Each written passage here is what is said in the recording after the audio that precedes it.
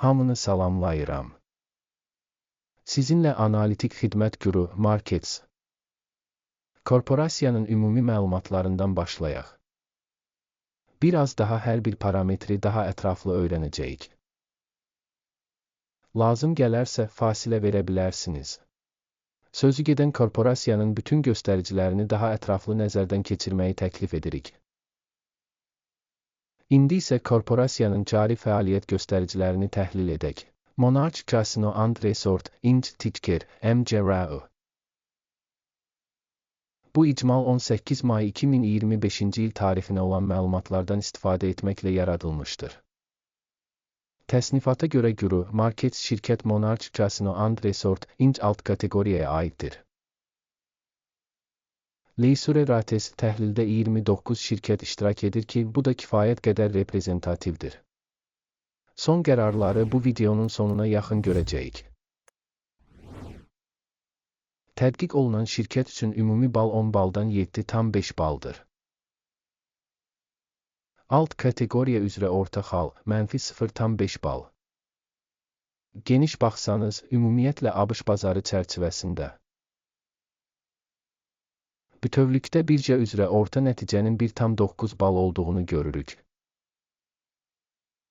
Şirkətin 7,5 reytinginə qarşı Monarch Casino and Resort.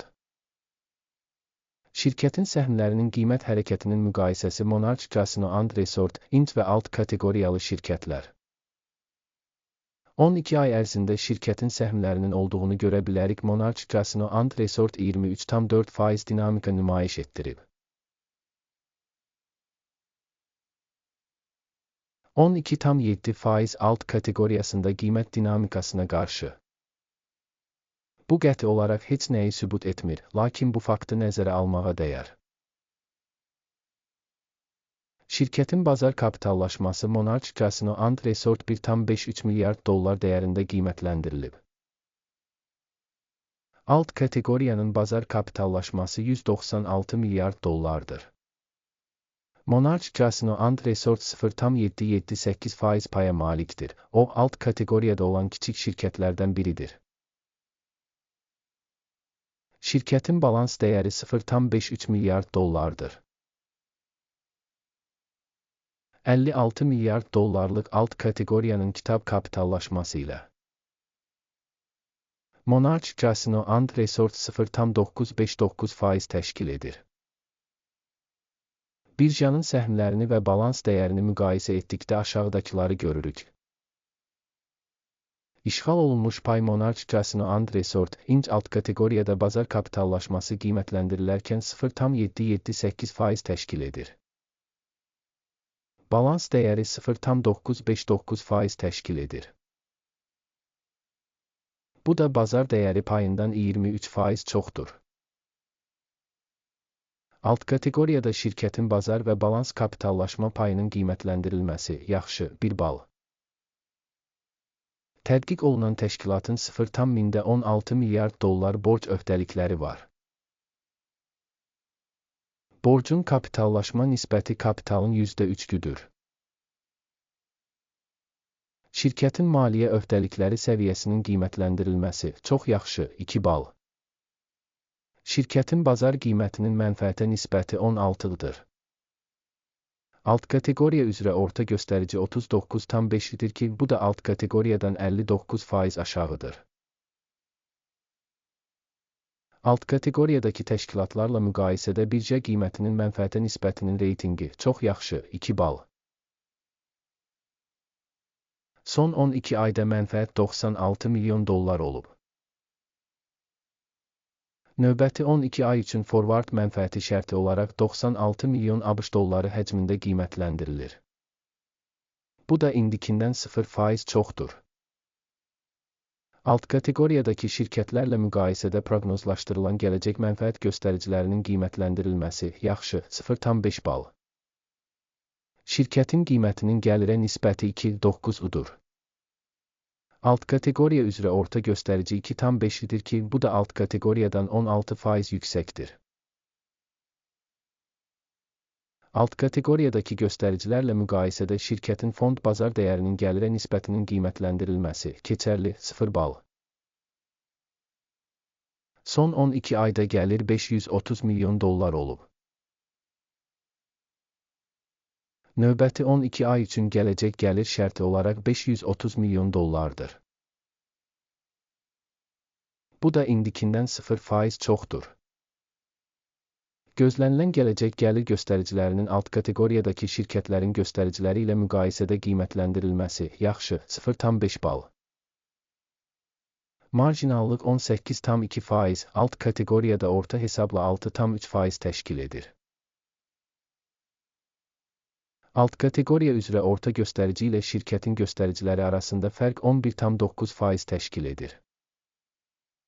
Alt kateqoriyadakı göstəricilərlə müqayisədə marjinallığın qiymətləndirilməsi yaxşı 0,5 bal. Alt kateqoriyada işçilərin sayına görə şirkətin payı 1,134% təşkil edir. Bu, bazar kapitallaşma payından 46% çoxdur. Və bu fakt təşkilatın birja qiymətinin balanssızlığını əks etdirir. Monarch Casino and Resort daha az qiymətləndirməyə doğru. Şirkətin bir işçisinə düşən bazar kapitalının məbləği 527 min dollardır. Və alt kateqoriya üçün 768 min dollar. Alt kateqoriya üzrə orta göstərici ilə şirkətin göstəriciləri arasında fərq 31,4% təşkil edir. Alt kateqoriyadakı göstəricilərlə müqayisədə bir işçiyə düşən bazar kapitalının məbləğinin qiymətləndirilməsi yaxşı 0,5 bal. Bir işçiyə düşən mənfəət məbləği 33 min dollardır. Alt kateqoriya üçün orta hesabla 19,5 min dollar. Və alt kateqoriya üzrə orta göstərici ilə şirkətin göstəriciləri arasında fərq 69% təşkil edir. Alt kateqoriyadakı göstəricilərlə müqayisədə fərdi işçiyə düşən mənfəətin qiymətləndirilməsi yaxşı 0,5 bal. Təşkilatın bir işçisinə düşən satış həcmi 181 min dollardır. Alt kateqoriyada 311 min dollar. Alt kateqoriya üzrə orta göstərici ilə şirkətin performansı arasındakı fərq 72%dir. Alt kateqoriyadakı şirkətlərin göstəriciləri ilə müqayisədə bir işçiyə düşən gəlirin qiymətləndirilməsi keçərli 0 bal. Satışa çıxarılan səhmlər 1,8%, alt kateqoriya üzrə orta hesabla 4,3%dir. Bu, qısa bir sıxılma riskinin göstəricisidir. Texniki göstərici RASI 14 şirkət üçün %66 səviyyəsini göstərir Monarch Casino and Resort.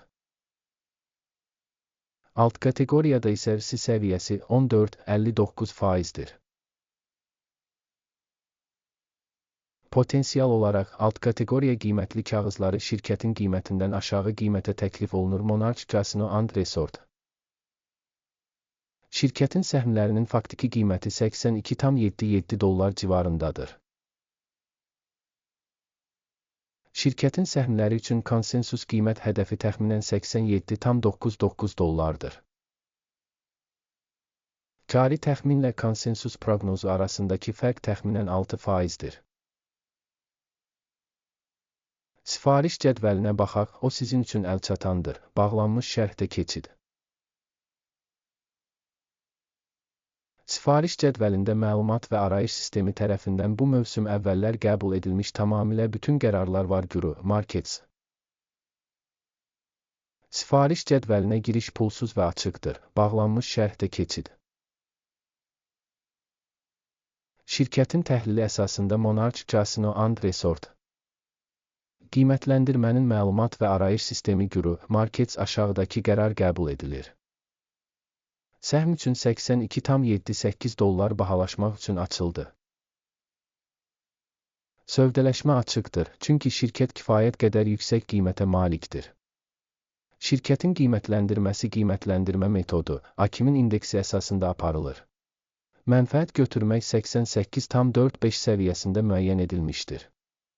Stop loss 77,11 səviyyəsində müəyyən edilib. Sifarişin mənfəət götürmək və ya zərəri dayandırmaq yolu ilə bağlanmadığı halda, bu halda sifariş 17 iyun 2025-ci il tarixində birja ticarətinin nəticələrinə əsasən müstəqil olaraq müəyyən edilir.